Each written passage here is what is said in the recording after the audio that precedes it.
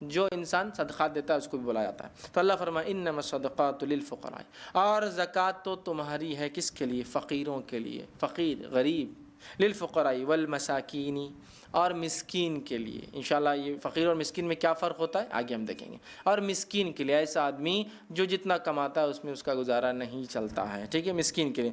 والعاملین علیہا، اور وہ لوگوں کے لیے جو اس کو جمع کر کر لاتے، مطلب جو کلیکٹ کرتے ہیں ان کی تنخواہ بھی اس سے دی جا سکتی ہے۔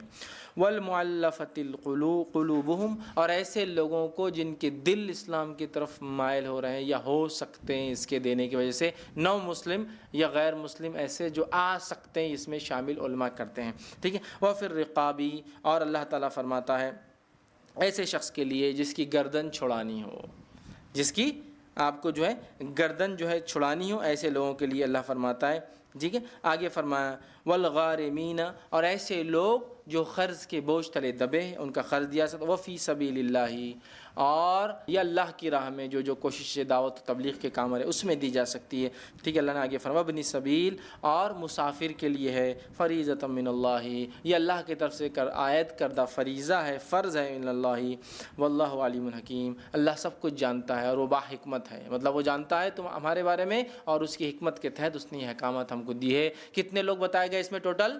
8 لوگ ہیں، پورے 8 ہیں، دیکھیے ہم گنتے ہیں انشاءاللہ اور ایک ایک تفصیلات اس میں دیکھتے جاتے ہیں، ٹھیک۔ آئیے پہلا دیکھتے ہیں۔